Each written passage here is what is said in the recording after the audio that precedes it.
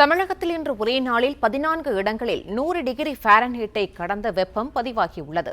பகல் நேர வெப்பநிலை தொடர்ந்து அதிகரிக்க உள்ளதாக வானிலை ஆய்வு மையம் தெரிவித்திருக்கிற நிலையில் கூடுதல் விவரங்களை செய்தியாளர் மாணிக்கம் வழங்க கேட்கலாம். மாணிக்கம், வணக்கம். அக்னி நட்சத்திரம் ஆரம்பிக்கும் முன்னரே தமிழகத்தின் பல மாவட்டங்களில் வெப்பமானது தகித்துக் கொண்டிருக்கிற நிலையில் வெப்பநிலை தொடர்பான விவரங்கள் என்னவாக இருக்கின்றன?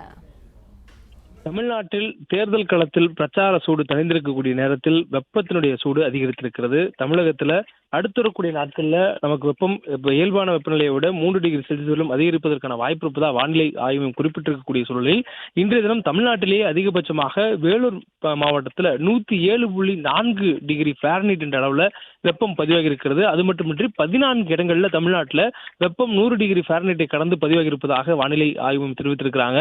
வேலூரை தொடர்ந்து கரூர் பரமத்தியில் 104.9, நாமக்கல்லில் 103.8, மதுரை விமான நிலையத்தில் பகுதியில் 102.9, திருச்சியில் 102.7, ஈரோடு மாவட்டத்தில் 102.5, திருத்தணியில் 102.5, தருமபுரியில் 101, சென்னை மாவட்டத்தில் 101.4 என வெப்பநிலை 100 டிகிரிக்கு அதிகமாக பதிவாகி இருக்கிறது. அதே போன்று உள் மாவட்டங்களில் சேலத்தில் 101.4 டிகிரி ஃபாரன்ஹீட் என்ற அளவில் வெப்பம் பதிவாகி இருக்கிறது.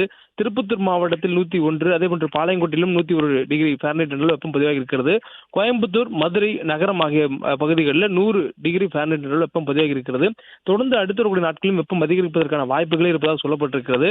குறிப்பாக நம்ம கோடை காலத்தினுடைய தொடக்கத்தில் இருக்கிறோம். ஏப்ரல், மே, ஜூன் ஆகிய காலகட்டங்கள் நடுவில் இருக்கிறோம். மார்ச், ஏப்ரல், மே 3 மாதங்களும் கோடை காலங்களாக அறியக்கூடிய காலங்கள். ஜூன் மாதத்திலிருந்து தான் தென்மேற்கு பருவமழை தொடங்கக்கூடிய காலமாக இருக்கும். இந்த சூழல்ல நமக்கு பிப்ரவரி மாதத்திலே 100 டிகிரி ஃபாரன்ஹீட்டை கடந்து வெப்பம் பதிவாகக்கூடிய சூழல் தமிழ்நாட்டில் ஏற்பட்டிருந்தது. இந்த நிலையில வெப்பம் கணிசமாக அதிகரித்து வரக்கூடிய சூழலில் தொடர்ந்து அடுத்த வரக்கூடிய நாட்களிலும் வெப்பம் அதிகமாக இருக்கும் எனவும், வெப்பத்தினுடைய தாக்கம் அதிகமாக இருக்கக்கூடிய சூழல்ல ஓரிரு இடங்கள்ல லேசான அளவில் மழைக்கான வாய்ப்பு இருப்பதாகவும் வானிலை ஆய்வும் தெரிவித்திருக்கிறாங்க.